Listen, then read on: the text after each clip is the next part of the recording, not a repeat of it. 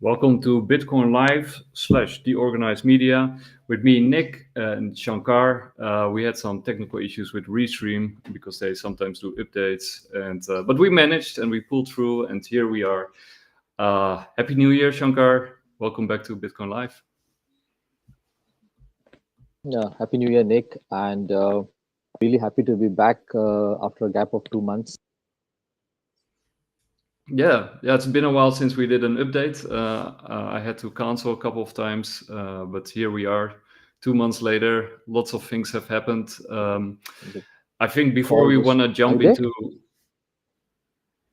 okay, is a connection okay? It just froze the screen, I think. I can't Okay. hear you. Oh, I can't hear you. you can't hear me. Okay, that's not a good sign. Um, Can you hear me now? Nick, I can't hear Hello. you. I can't hear you. I'm gonna check if my microphone is on. 1 second. Uh, so it seems we still have some I can't. technical issues here, some Yeah, audio issues. now I can hear. Now I can hear you. Okay. Okay, that's good. That makes conversation Yeah, much easier. So yeah, yeah, welcome back, Shankar. I think before we jump into Green Earth, you wanted to talk a little bit about the crypto markets. I think there's a lot happening right there. So yeah, where do you want to start off? yeah. Uh, yeah. I think it's always important to understand the background landscape of the crypto industry, uh, because the blockchain industry, which is the larger background in which greener blockchain project is also operating. So the state of the sentiment and the state of the industry, the blockchain industry overall, and then the crypto industry within that plays a big role in the project momentum. And sometimes the momentum is slow, and sometimes it accelerates. Uh, Now, the thing that happened, like with the election of Trump in the US, they have very clearly signaled pro crypto government, uh, and they have also very clearly stated that they will be looking forward to growing the holdings of Bitcoin as a government reserve, which is they're calling it the strategic reserve, which is a very interesting move. And already other governments, including in Asia, are saying the same thing. So, uh, and this is a sizable amount of buying that US is talking about. So, annual buying of about 200K Bitcoin per year for 5 years to buy 1 million Bitcoin. That's nearly 5% of total BTC supply. And it's not Yeah. there actually. Where do they buy from? So, if they indeed start off on that path, and I believe that they will start off on that path with some value, some amount for sure. It's The people coming in are of a view that they need to hold BTC because that's one way that they can fund some of the future projects. Yeah. And and it's also now then if one government starts building a strategic reserve, then you can safely say that all the G7 countries or the G20 countries will also start having their own reserves, because no one wants to be completely left behind for on something like this. So, and suddenly we have the larger scenario where the the buying of Bitcoin from fiat currencies is looking like in a bigger momentum now, and so I do see that the the price of Bitcoin we had initially, if you remember, in our last we did a Yeah. call, just for the benefit of viewers, we did a call dedicated on crypto on 6th of Jan 2024. Okay, where we talked about 100K, 125K has been hit within December, Yeah. and uh, and so we are here on 5th Jan, exactly a year later, and here now we can say that the corrections will come for various reasons, and the previous highs of 65K, 70K can get tested in a flash almost. those kind of corrections. Mm. If you go and study the log chart of Bitcoin, these kind of 20-30% corrections are very common in Bitcoin for various reasons. Because it's still a nascent asset compared to other assets. So the Mm. adoption is still on the lower side. And when Bitcoin corrects like that with 20%, 30% in a period of few days, in Mm. that point of time, the other altcoins, they have up to 50, 60, 70% corrections sometimes, very Mm. fast knee-jerk corrections, and then they bounce back because the number of investors holding those altcoins are even fewer than Bitcoin, and they are even lesser capital. So therefore, there is in altcoins. I study their charts regularly, and there are periods when this the buyer completely disappears. So if you want to sell, like say a sizable amount of any token or coin, the buyer sitting very far away, so it's very illiquid. They become illiquid. So it's a sign Yeah. of a very young market. Even the top, and we're talking about within the top 100 market cap. We're not talking about some unknown Yeah. coin. Even within the top 100, top 50, top 25 cryptos, the price swings can be very drastic outside the Bitcoin. And so investors need to be aware of that. People need to be aware that these are very we are still in very young and nascent markets as an asset class, and the adoption is still at a very early stage. uh, just to give you a trivia or insight from my side, in my network there are still many people who don't want to hold any crypto, Yeah. and they are all Yeah. very well Because of the educated from volatility. top and top. No, because they don't believe in that asset class. Mm. Okay. It's even worse. It's because of that, and they are from very well educated, very very well educated backgrounds, top end schools. Their income streams are good. It's not that, they can easily afford to buy 1,000 dogi and keep it for 5 years, Hmm. but they don't Yeah. in the first place, So, or they don't think that it is for that. So what it means is that we are still in very early stages. It means that it just well, so so therefore there's a long way that's to a good. go.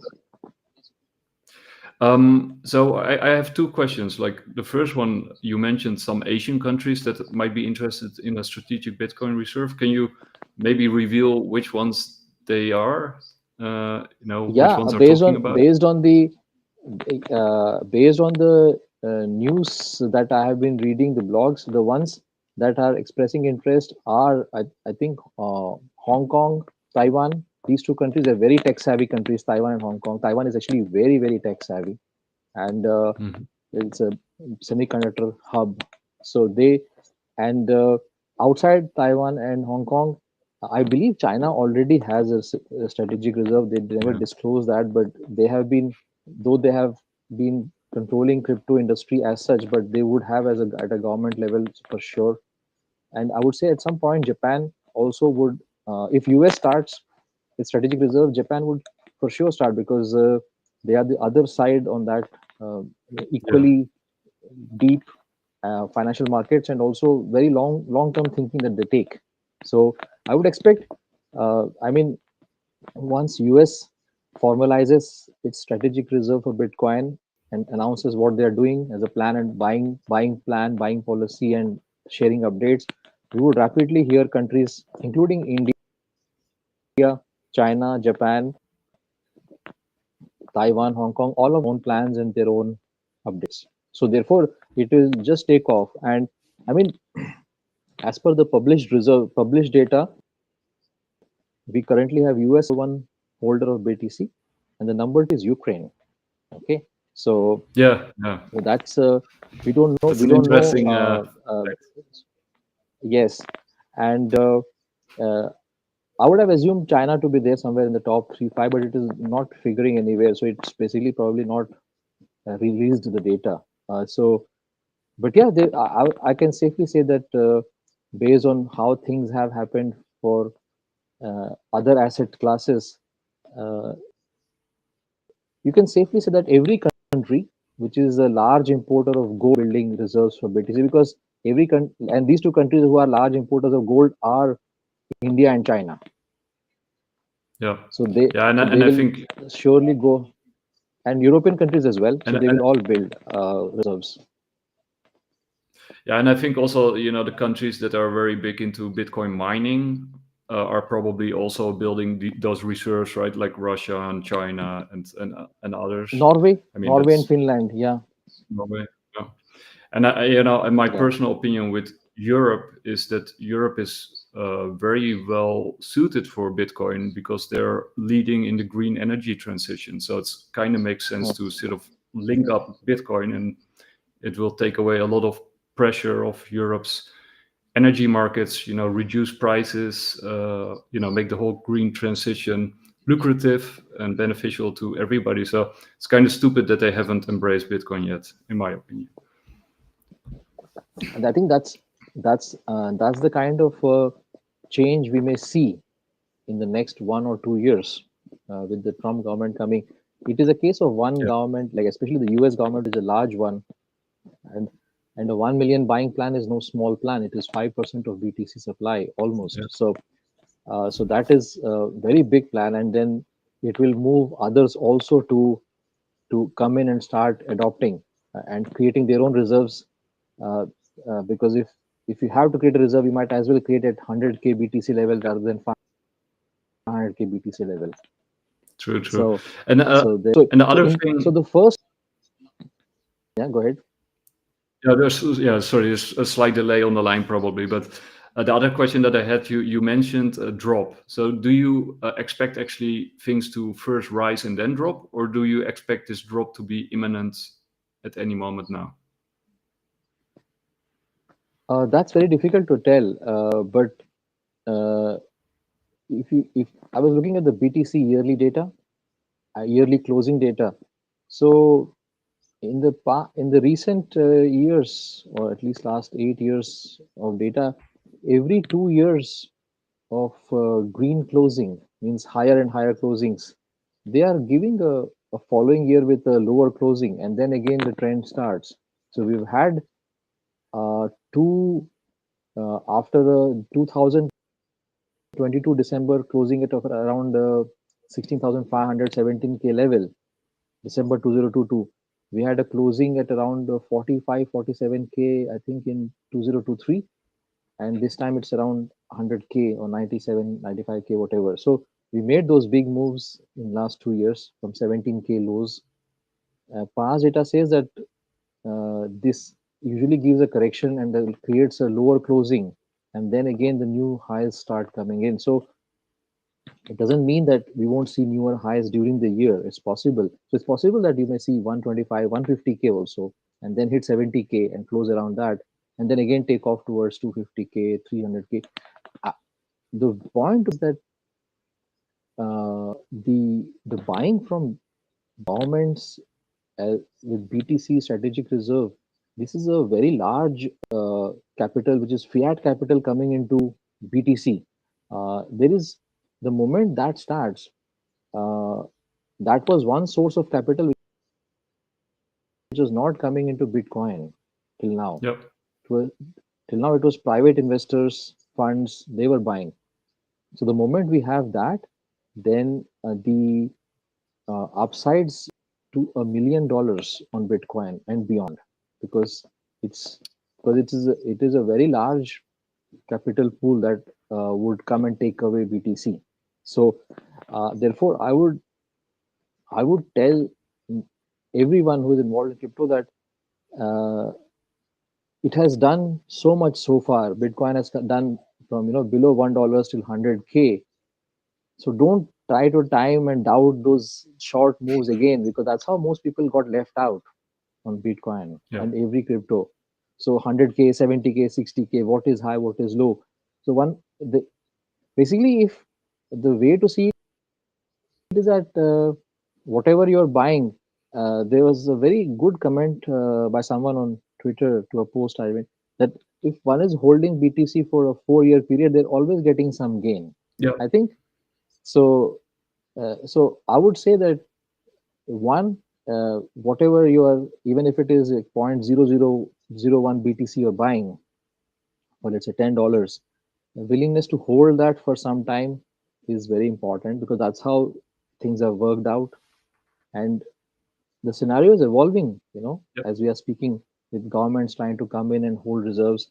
And not only governments, if one or two governments come in, there are, these large sovereign funds.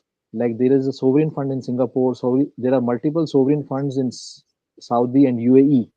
They have large capital reserves. Even they will come in the picture to buy BTC for their, and these sovereign reserves, they operate on a 10, 20, 30-year time frames. They don't buy anything for any term. So their buying itself is for very long haul. So the crypto like BTC would suit their requirements so the moment they find a US government has started that, they would uh, they would also come in. So you have other forms of capital which is also very long term and very deep capital that will also start coming in. So in other words, it's very difficult to say what will happen on a month or quarterly basis, but the overall narrative is moving towards increasing adoption Yep.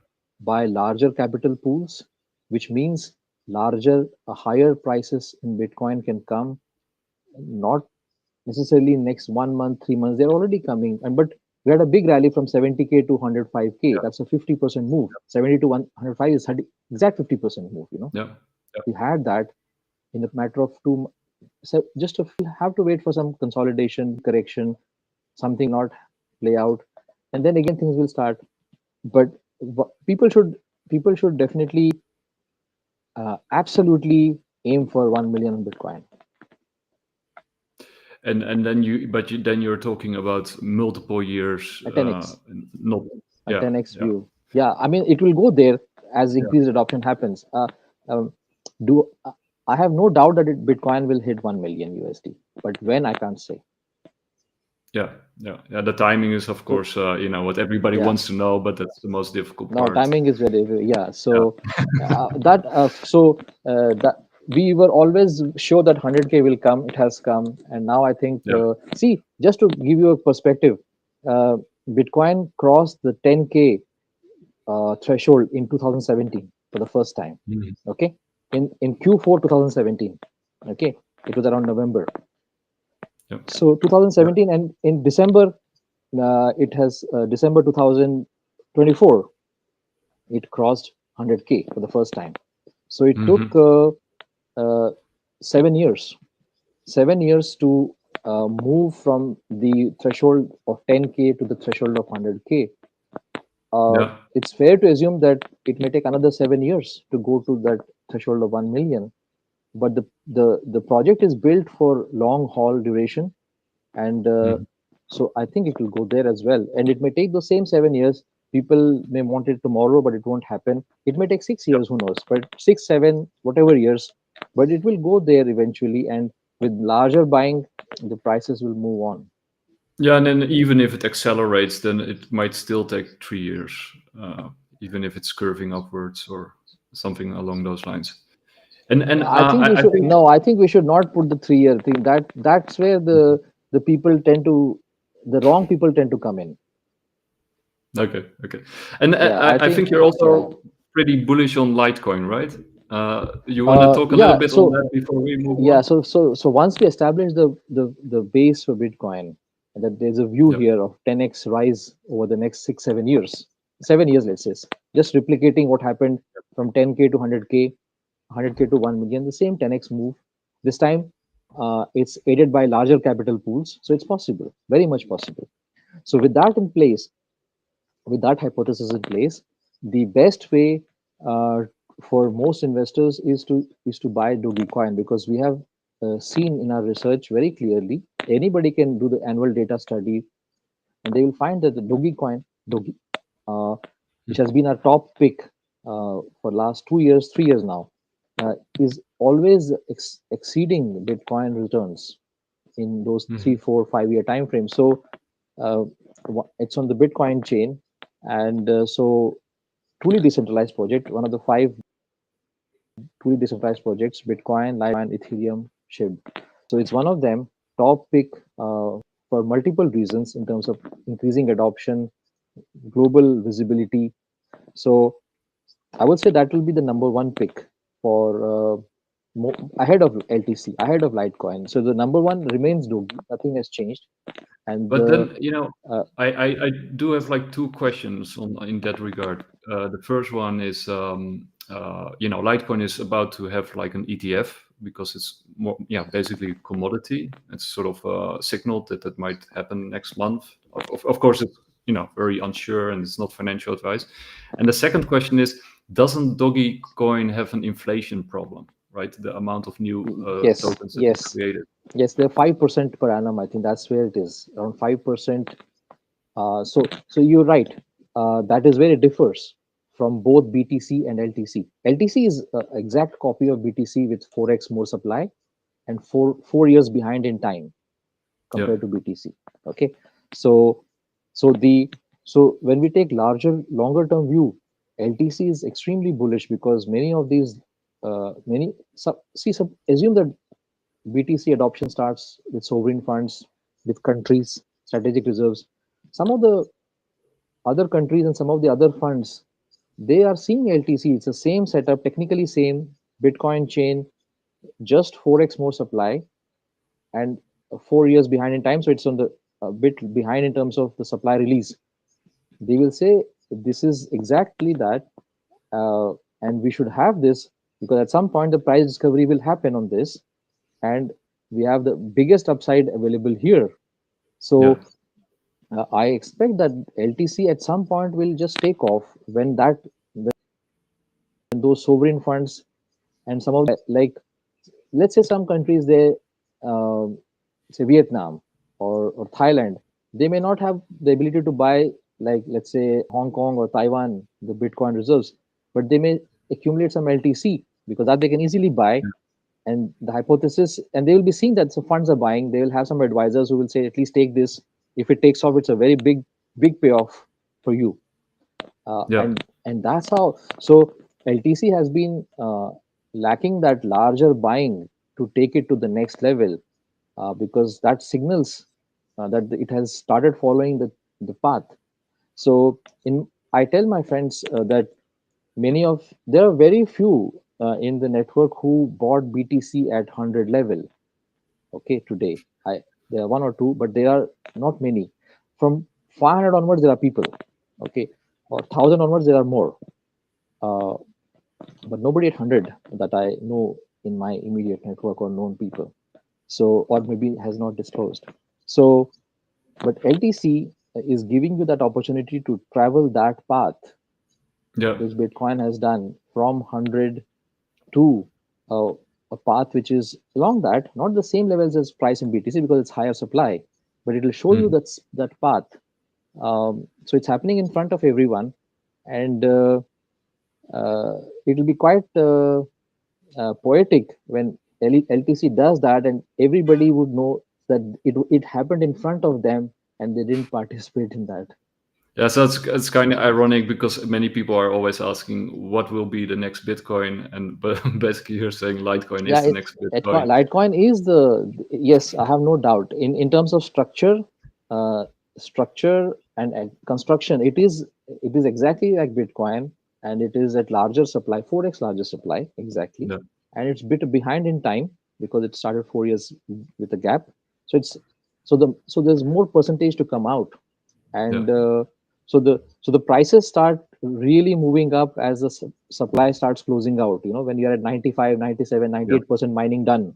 And then so coming back to your question on Dogi, where the inflation problem exists, where it is uh, new supply about 5% they have factored, if I'm not mistaken. 5% is the annual inflation in Dogi. But the point is that the demand would be far exceeding any supply. Uh, I mean, once the once the demand to buy uh, a decentralized project like that starts increasing, then it's insufficient because the overall adoption is at such lower level that a Mhm. 5% inflation does nothing to break its case as a So, as a so preferred okay, project. But so where do you see the demand come from for doggy? I Just mean, increasing awareness, and increasing awareness, education, and as people see that this is an asset class which is actually built for longer durations. hmm. And it I mean, safe to assume this, that if 5% is the supply inflation in doggy will absolutely uh, move more than 5% per annum in price. Yeah, that's a safe bet. Yeah, yeah. So you won't lose out on the supply. We have seen those charts. It is dealing in like 20x in 7 years, 8 years, like that. So 40x in 8 years to be exact. So it's at Well, another level of rally. So and it's then not the just to finish up, because you also mentioned SHIB, and I know you're super bullish also on Shiba coin. Hmm. Um, what are your outlook on that one then? Uh, SHIB tends to rally along with Dogi. The project has its own use cases coming out. There's a very active forum on SHIB, which I'm a part of on Reddit, and uh, it's evolving. I would say SHIB is evolving, and it had some vision when it started with a very large supply, unlike any other project. Um, I would say that if we expect a big move in Dogi, Ethereum is a key because there's a strong correlation between Ethereum and SHIB because the Ethereum whales are holding Dogi to a large extent. So Ethereum price rise will also give you a Dogi price rise. Dogi also corresponds nicely with SHIB corresponds nicely with Dogi, and Dogi corresponds with BTC. So you have a token which is decentralized and responds very well to both Ethereum and Bitcoin in price rise. So how far it will go, we can't say, but it is safe to assume that it won't be lagging behind other tokens. So if one doggy jumps, they all jump. Yeah, yeah. In general, BTC and Ethereum rallies will also give you BTC, Ethereum, Dogi. They all will create SHIB, and it tends to come and spike very fast because adoption is even lower. So at some point it will increase, but I think it is evolving, and that's what I can say. It's evolving, and it's still in early stages. Yeah, and then they're burning tokens, and I believe you also mentioned that it usually does multiples from what Doggy does. So Doggy jumps high, but SHIB usually jumps higher, right? If A I higher high, all those things are like relative, but it's because they are different on different time frames. They do yeah, different things. It's not true. always in the same time frame. So there will be periods when SHIB would be moving, and you can link that with Ethereum rallies, and sometimes it is linked with Dogi rallies. So there are different ways. But ultimately, each token needs to have its own set of people or holders who are not willing to sell at the first rally, and Yeah, so we know that those people belong to the Ethereum holders in the case of SHIB. So Ethereum rallies will definitely help SHIB, I think, and also Dogi rally. So it's interesting the way it's set up. Of all the five decentralized tokens that I mentioned, SHIB is the one which is uh, a more unclear and evolving, and but it is very interesting the way it is set up. So there's something behind in the whole setup which is very interesting. It's a very uncommon project. Okay, yeah, and and so it's and I also want powerful. to mention to the people who are listening, besides co-founder and CEO of Green Earth, you are also the founder of Kafila, Yes, and also Amexis, the trading bot that you AI trading developed, system. Yeah. because you have an AI background, an extensive AI background, but you're also an experienced long-term trader, way before crypto, I believe. Yes. So you're not just anybody just saying stuff to the people who are listening.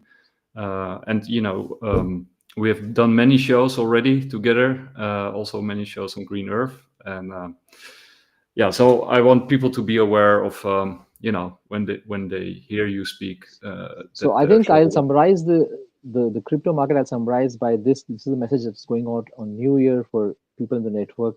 I must say it here as well that the view is very bullish on Dogi for the next 6 years till December to the 2030. Okay, Okay. and uh, we may see 10x, 20x. I don't know how many x rise, but it's very bullish.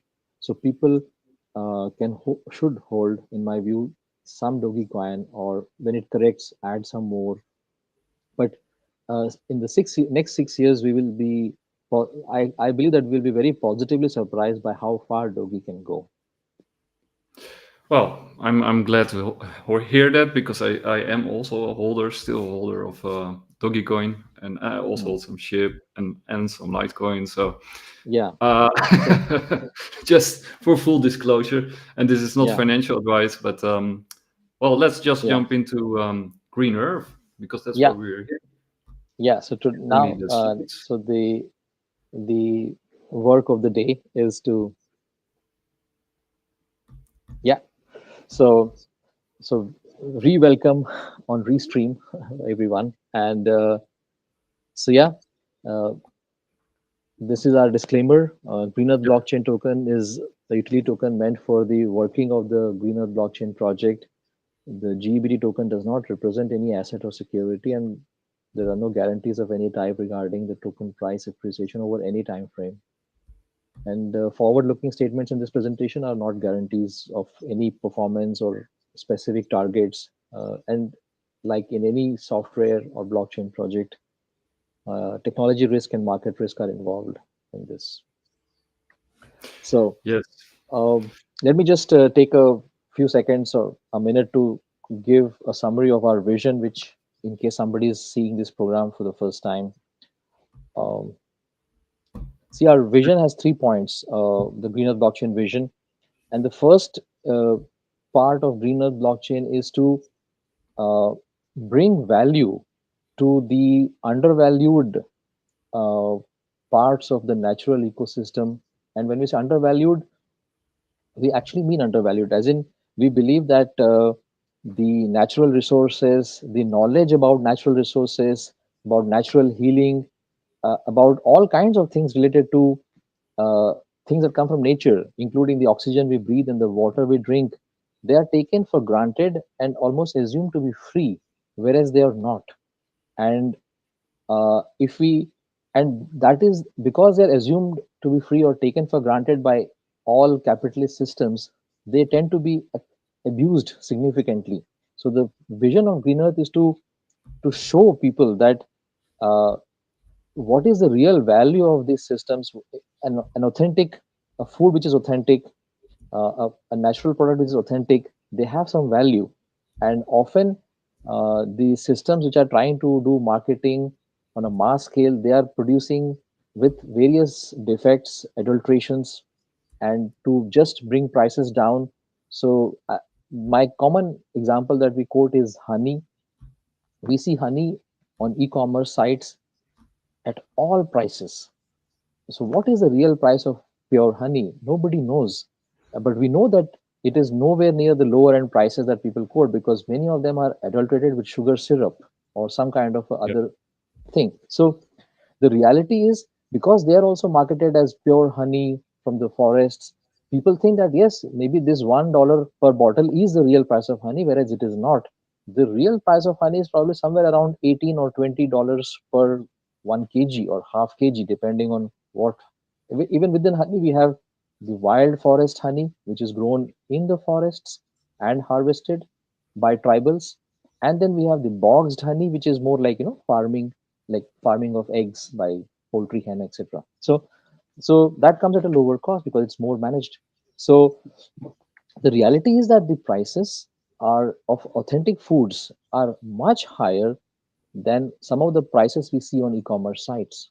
And people think that those are authentic and real, but that's not the case. And we have done the studies, and that was the foundation part of this whole project, to realize that the authentic costs are higher than what the costs are visible in on popular sites, and therefore those products have certain trade-offs. Either they are having chemicals for preservation which are not really healthy, or they are compromised in some way, and that kind of information must be visible to people.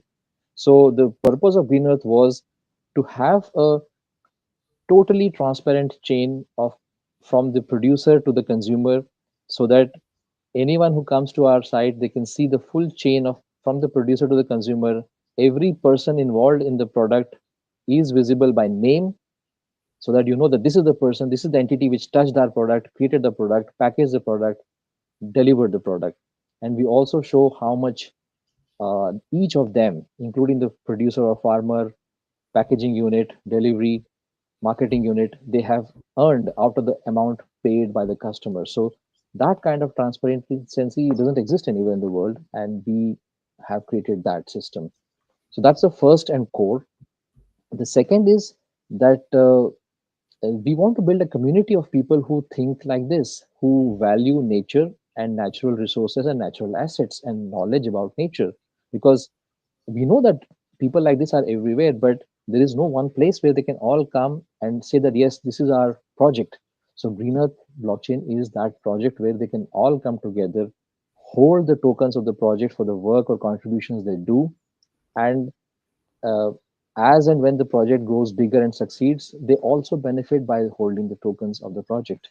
And the Mhm. third vision is that we want this to be the most trusted blockchain uh, for standing for authenticity and transparency related to the natural aspects. I mean, as of now, for example, Bitcoin is the most trusted blockchain, but it doesn't specifically come towards uh, the cause that we are working for, which is to preserve natural resources, give them the value that they deserve, or also to help uh, people involved with nature. So that part, people involved with earth, with the lands, with the natural ecosystems, to bring transparency to that. So we want to be that blockchain which does that, and we want to have, or we aim to have 5 to 10 million users of GBT token. And if we do that, then it will put us into the top 10 crypto projects in total.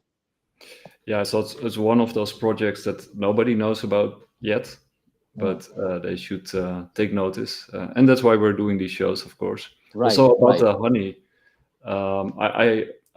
I remember reading somewhere in the past that at some point they found honey in a chamber or a tomb of an Egyptian pharaoh, which was still edible.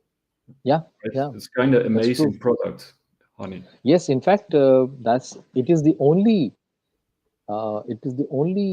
food product that does not become bad with time. Yeah. So it's something very unique, and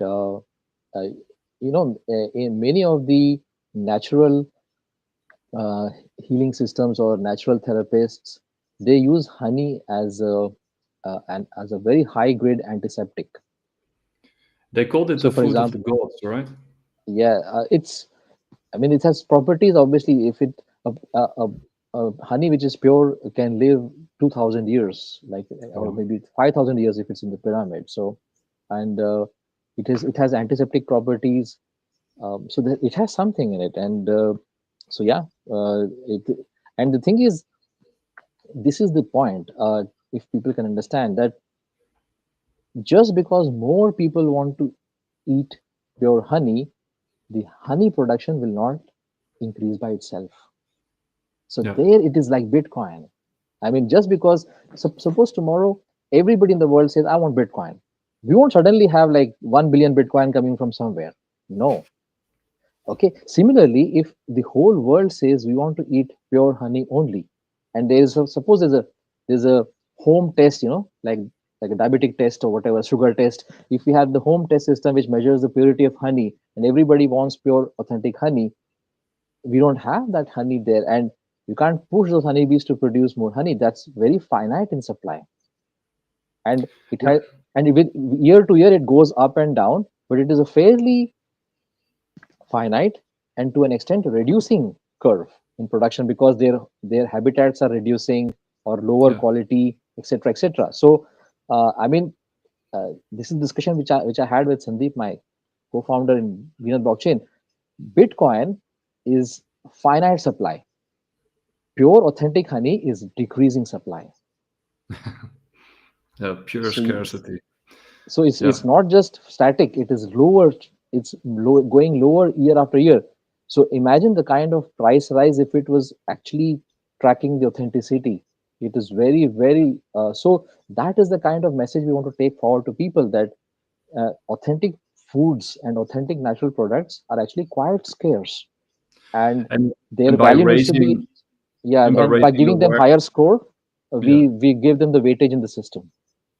and by raising awareness about these facts, and Yeah, also sort of showing the true price, by showing the true price, yeah, people might also realize that they have to put more effort into creating more honey and habitats for bees, and yeah. yeah, It's a natural system, and natural systems, they are multi-year, not even multi-year, multi-decade, in fact, multi-decade, and changes we make in a few years of abrupt actions, they disrupt systems for decades. yeah, It takes a long time for them to heal and recover. So that's a lot of awareness, and we want to publish. So this is the year 2025 when uh, we want to do that work, where we want to increase awareness of what we are doing through LinkedIn, through Twitter, through Facebook, and bring more people. So remember the community, the vision of the community. That is the driving part for this year. Okay, so let's get into this milestone slide. You can't read that what's written on the milestone because it's written in Hindi, but I'll read for the viewers. It is written Shimla, and the text is in Hindi, and this is Shimla 97 kilometers ahead. So this is, we are going towards the Himalayas now, and Shimla is one of the foothills of those Himalayas. So just wanted to use that. We have an active team presence in this state, which is a which is on the foothills of the Himalayas. So let me just summarize the milestones we had for the year 2024. The Green Earth blockchain became fully operational in 2024, which was a major milestone, and users started receiving GBT tokens for their e-commerce transactions on Ganga project. So Ganga project was live, Green Earth was live, and the integration was completed. And when somebody buys a product, let's say a honey or any other turmeric or whatever products we have on Green Earth, they receive the tokens as per the calculations that are mentioned on the site in terms of its Green Earth rating score. And we have currently 100 plus natural products live on the Ganga project site with full blockchains visible end to wow, end. And so we want to add another 100 to 200 products this year, because that will complete the setup or the base that we have with other suppliers, and then more will keep coming. And adding each supplier is a work itself, because Greenearth blockchain is a hybrid project where the ground level team does the validation of the supplier to ensure that full authenticity is there, and then the blockchain gets created. And so there's a physical work on the ground for each product that joins the system, because that's how we can ensure the authenticity. And there's an ongoing work of tracking or validating. uh, yeah, so for example, when we suppose you send BTC to me or LTC to me or Dogi to me, there's a, the you will see that 25 verifications or 10 verifications. So similarly, in our case, there are these ongoing verifications on the ground for the transactions, for the producers, to ensure that in this case it's producer, because the producer is the place of uh, likely corruption. hmm Okay, yeah, so if we validate that regularly, there is no the remaining part of the chain, which is the packaging unit, the marketing unit, marketing team, they have no incentive for corrupting the product. So in this case, the higher likelihood is on the production side. So the the inspection and the validation efforts will also be higher on that front. So we have 100 plus products of that nature now, and I think 200 more may come in this year to make it 300 total.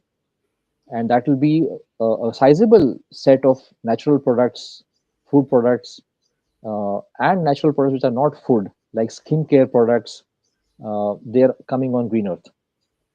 And Then we also did a campaign. We started a campaign to plant 100,000 trees in central India in a barren land, and we said rupees 225, which is about 2.65 USD per tree, and for each person who uh, adopted a sapling, they received one GBT token, which is about 1.1 USD. And so that project is in progress. About 2,000 saplings have been planted this year, and with more awareness and increasing awareness programs, we hope to do 50K trees in 2025, to reach 50,000 trees in 2025.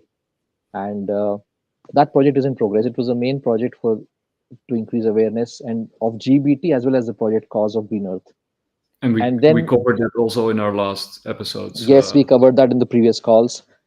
And there was also some requirements to improve the user dashboard within Ganga project system, which is the e-commerce site, to show directly in one place where the user can see how many GBT he or she has earned from his various activities. So that's been done.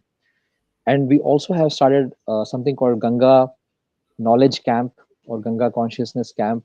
I think two of them have been done already on the ground with team members, to increase the awareness of what we are doing in Ganga project, and overall the work we are doing. And we will do more such camps in 2025. About one camp.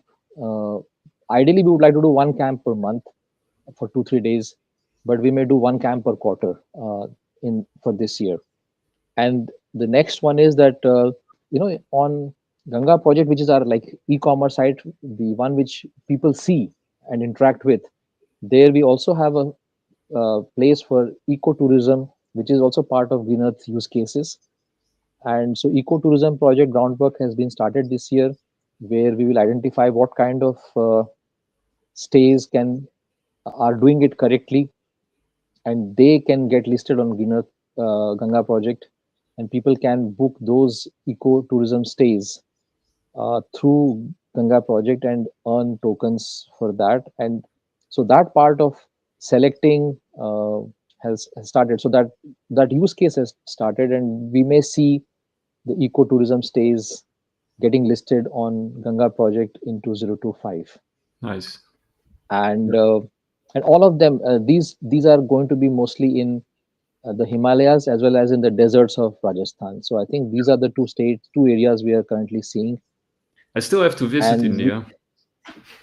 yeah, of course, you could use one of those stays that we list on the site. Yep. And then we have 20 plus team members in different roles, and I think that will just keep growing.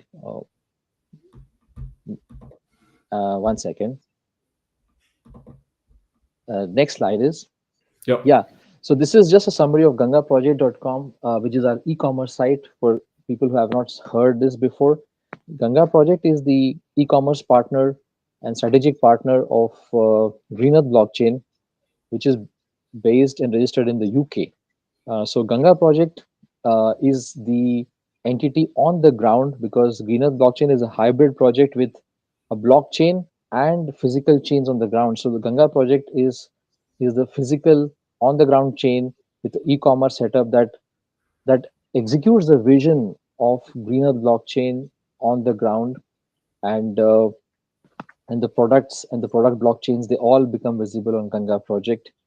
And currently we are building the teams and the base in North and Central India by adding people selectively, case by case, who are motivated with our vision and who want to work with us.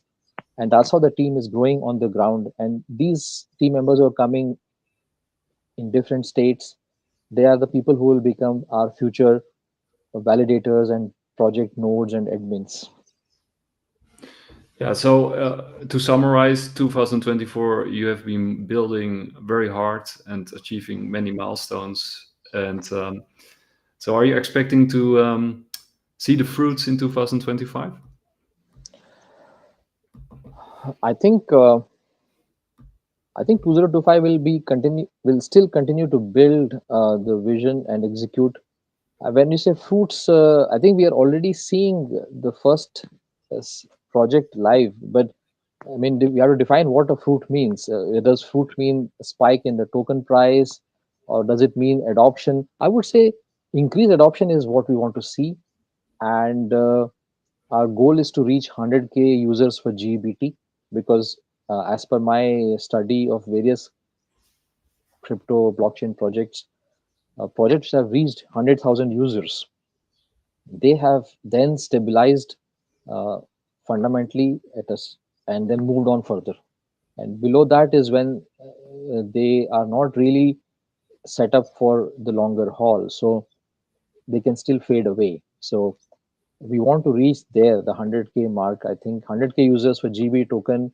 Whenever we reach that, aim is to do that hopefully this year or maybe by next year. But when we do that, at that point, we know that Green Earth project and GBT token is now firmly established fundamentally, and future growth will come in various directions. But the project is here to stay.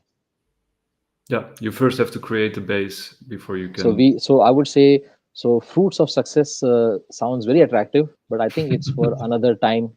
We will keep Yeah. working this year.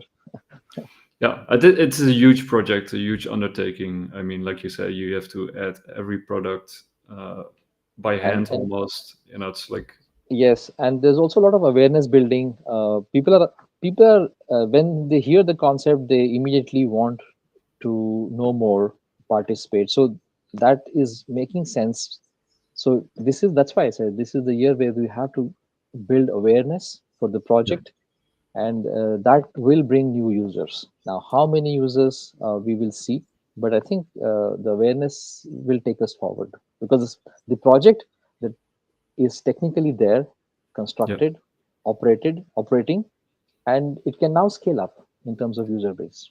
And at the moment, you're of course focused and based in India, but eventually it will Yes, grow much, much bigger. At least that's sort of the goal. yes. In Yeah, yeah, fact, the community part, the community which is of like-minded people who value the earth, the nature, the ecosystems, and appreciate the efforts to preserve that and its value.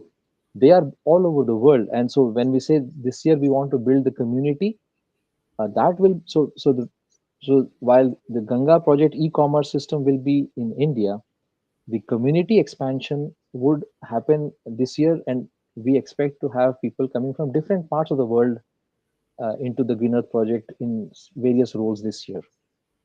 yep. Well, and here we have honey. We already Yeah, this mentioned it.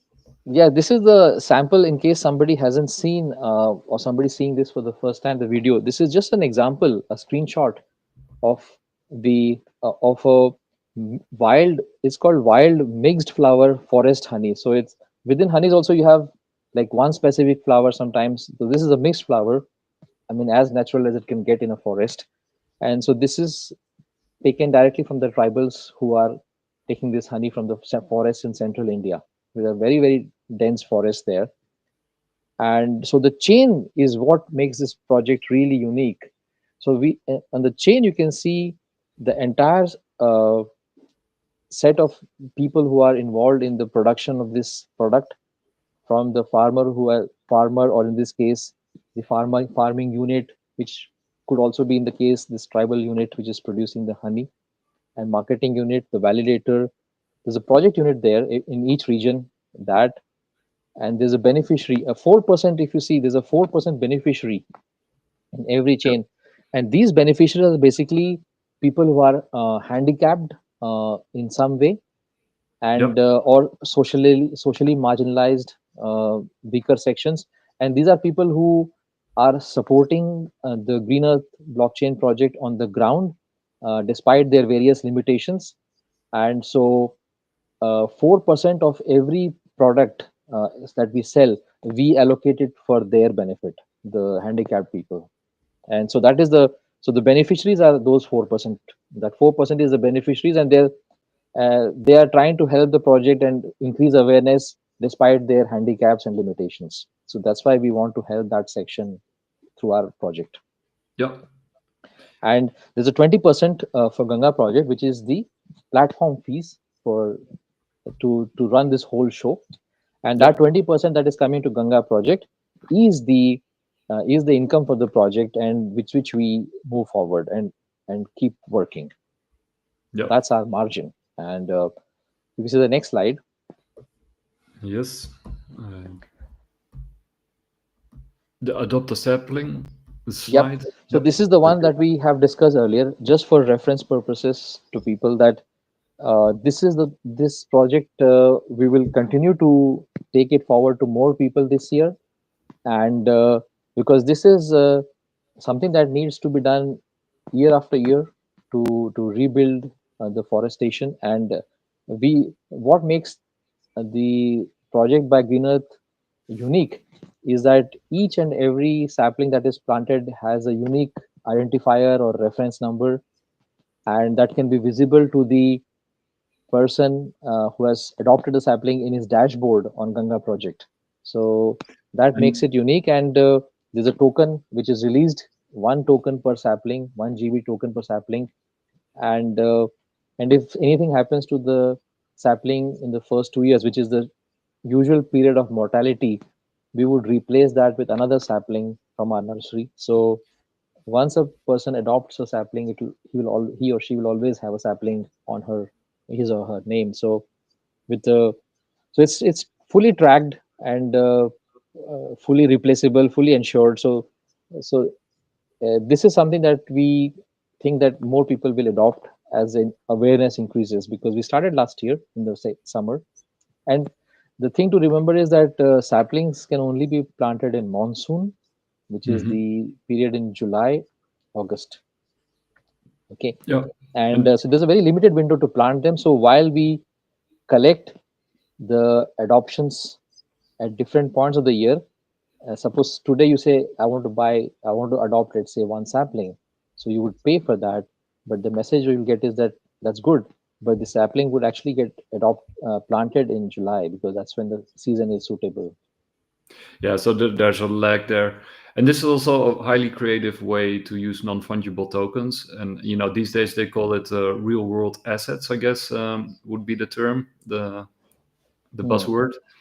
But yeah, I really like the sapling initiative, as well as the use case of NFTs that Green Earth Hmm. provides. Yeah. So Next should we go slide. to the next slide? Yeah. Yeah. Yeah. There's also a slight delay in the slides, but we just switched Yeah. to the next one. So the next slide is basically a summary of what we are seeing in the year 2025.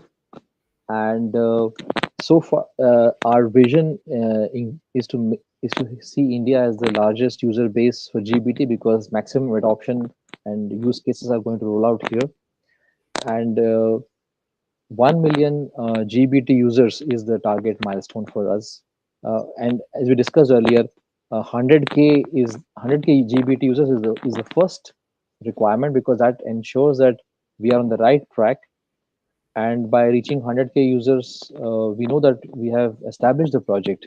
But our vision for India is to reach 1 million GBT users. Actually, a lot more is possible in India once we take off, but 1 million is where we are seeing as our target. And if we reach that, already many things would be happening. And to reach that 1 million users, we would need 10,000 validators across India, Yeah, so validators and you're also associates. providing jobs at the Yes, same time. validators and associates. There are two kinds of people. Associates are people who are marketing the project or increasing the awareness of the project in cities and urban locations. Validators are typically in rural areas where the production is happening. So together, 10,000 validators and associates. Yes, they would both be earning from the project income. Yes, so they would be there in the validator you saw in the chain. Associate will also come in some in the marketing budget. So that's the jobs, part-time jobs, full-time jobs combination. And we hope that 100,000 GBT user base may come by December 2025 if we do the steps we planned. It may move forward into 2026 as well. Depends on the speed at which we can increase. There's also an element of funding here, because we have been working with limited funds for this project, and we were expecting some more funds to come in through new investors. That has not played out yet, for various other reasons, not specific to the project. But as and when those new capital come in to the project, we can do some more programs to increase awareness through social media and on the ground camps as well in different cities, and those will lead to wider awareness and wider adoption. So I would say that the 100,000 GBT user base is a bit of a function of the investment capital coming in at whichever point it comes. But we are going to reach there. I have no doubt. It's a case of how long we take there. Whether it happens this year or the next year, it's going to happen in the next 12 to 24 months. And at that point, we can safely say that the Green Earth project and GB token are now fundamentally established, and now we can look forward to the 1 million milestone. Just like in BTC, 10K to 100K, 100K to 1 million, the same steps here as well. Yeah, and I And think it's probably also related to the crypto market and crypto adoption in general, right? Like you said, like many people in your network are still not fully they don't still not believe in crypto as having a yeah, use, like a real use case, while your project is demonstrating like it has the ultimate use case if you implement it. You know, yeah. yeah, We have within India, we have seen a very positive reception to the concept of GBT. So when we speak with people in the towns and villages about what we are doing, even in cities, towns, villages, everywhere, but even more in the rural areas, when we explain to them that what the project is, what Green Earth is yeah, doing, what is Ganga project on the ground, and what the token does, they're all quite motivated because they get the token in addition to the fiat payments that they're anyway getting from the products and for participating in the chain. So the token is basically a reward for authenticity and transparency. So they value that. And so the real work for us as a project, now that we have the system live and operational, is to go out to more people and increase the awareness for that. We already have 100 plus products in the system. We'll add some more, but we need to get people coming onto the site and understanding the whole concept at all in the first place. So we do that yeah. this year. And there's an important bullet here in the slide, which is that GBT listing on Indian crypto exchange is planned in 2025 or 2026. So this is also going to coincide with the 100K GBT user base, because once we list GBT in India, we expect the user base to also increase uh, significantly from that point. So the listing also is a function of the capital that we want to bring into the project through investment. So the whole thing is like tied up together. But Yeah. that's part of the goal we have to list GBT on an Indian exchange. So we will see when that happens, and that will be a trigger for further user base increase. And the last point is something which some people often ask, how the price will stabilize or grow. And I would say that it's mentioned very clearly in our white paper as well, that the regular buyback of GBT tokens from the exchanges using project income will support the token price. For example, in the blockchain, we saw earlier on the Honey slide, there we saw 20% for Green Earth blockchain. So Mhm. Ganga project. For Ganga project, there was 20% platform fees. That's the income for the project. So a part of that income would go into buying GBT tokens back from the exchanges, and that's how we want to keep supporting the token price at Yeah. various. Suppose there's a sell-off, um, we are there with whatever income we have. We would be buying that to absorb the tokens and keep supporting the prices. So that's part of our vision, to keep buying from the exchanges. And of course, running this whole operation also costs a lot of money. You know, these Yes, setting up the supply chains and yes, matching and it that up. is why. So that's why if we have this, as the scale increases, that same 20% margin on the products is going to provide you enough absolute value of amount to do all the things. Yeah. So so that's the goal is to so the increasing user base will provide all these requirements. And the last slide is the unique opportunity for growth. We covered this slide in the previous call as well, but I'll just summarize it. There are three things that people can look forward to when they participate in the Green Earth blockchain project. The GBT token, with its significant focus on the Indian market and system, has a unique opportunity to be the or become the Bitcoin of India, because almost more than half the people who currently have GBT with them in their wallets, they have no other crypto. GBT is their first crypto, and that is Gateway. yes, that's an achievement, because we are educating people in rural India about crypto, and the first crypto that they ever had, and they don't have any other crypto as of now. They have only this in their wallets, GBT. So GBT for them, for these half of our users and many more as they're coming in this year, when they hear the word crypto, they always think of GBT, because that's the crypto they own, that they know. So that is a huge point for GBT to expand on, and if we can keep growing that with a million users and half of them having Yeah. GBT as their first crypto, I think that will be a huge achievement in terms of both increasing awareness for crypto as a asset class, as a product class, or also about the what we do for the project and how they participate in this. Just the understanding of crypto in general, and second, the token. Once we list on Indian exchange, that's when we can move towards 1 million users, which will make it very strong, put it in probably the top 25 or top 50 by market cap as well, but definitely by user base. Yeah. And and uh, and the third point is that GBT token holders can also participate in our governance, where we share project options and people can vote. We will get that system. It's not in place yet. The the voting systems for the users, and so that participation in the project roadmap and governance also will come down the road, but it's planned. And That will be like a DAO, right? Because eventually you want to decentralize this project yes, as much yes, as possible. yes, And that is the goal. The If it is decentralized, it will live long, yeah, and and and so and, we want and to it get will there. keep the trust. Yes, Yeah. yes, it is required that way. At some point, once we establish the project, all parts are working, and then there's a team to operate the site, a team to operate the other parts. So we are far from there, but that's also the vision, to make it there so that it's independent of any one person. And I think, yeah, that's, for especially for our audience is very sort of, passionate about decentralization.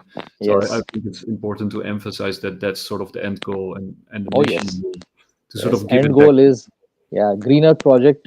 If in our vision, in its successful outcome, uh, the in the vision, the Green Earth blockchain will be something which is operating all over the world in different countries in different ways, and it is there is no one person or group of people who are deciding everything. It is decentralized. Yeah, yeah. So yeah, that's. I mean, that's also why I love the whole project. I mean, what it stands for, what it aims to achieve. It will also lower the cost of food eventually, right? By making everything transparent and cutting out the middleman. And Yeah, a and lot. the cost of authentic food can come down through Green Earth blockchain, because if a product is on let's say Ganga project or Green Earth blockchain, then it's already verified for authenticity. So you don't need any other organic or bio label on it. That itself is sufficient proof that this is authentic. So today, a lot of costs go in acquiring those certifications and labels, and the food product prices are higher because of that. So I think that is the cost involved in organic or bio certifications is the cost that can be taken out by green earth blockchain. Yeah, and you promote localized food production, so also localized work, Yeah, and better food, higher quality food, organic food, basically, reducing costs, cutting out the middleman, yeah, and then eventually also being decentralized as far as possible. I yes, think that makes it a very unique and very powerful project, which also demonstrates the use case of blockchain and crypto on the ground, right in the real world. in the What real people world. are Yeah, always talking about, but you're actually demonstrating it in real life. yeah, that's the goal. Yeah, Yeah, yeah, that's amazing. So I love doing these shows, yeah, I think you're doing great work from what I can see, thank and you. I can't wait till the next update. Yeah, thank you so much, Nick, for having me and Green Earth Blockchain on your show.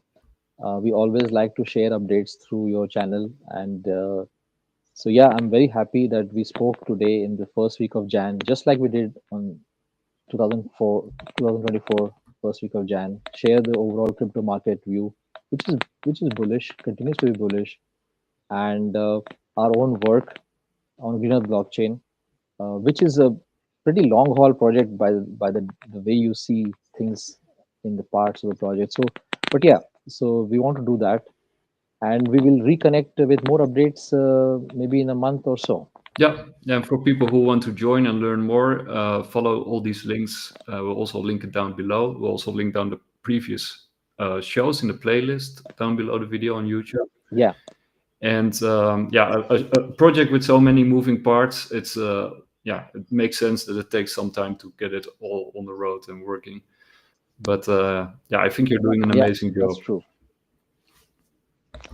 Yeah, thank you so much, Nick, and I wish a happy new year to everyone who is listening to this video, and may God bless everybody. Thank you. Same here. Take care, Shankar, and see everybody soon. And also, Thank you. thank you, the organized media.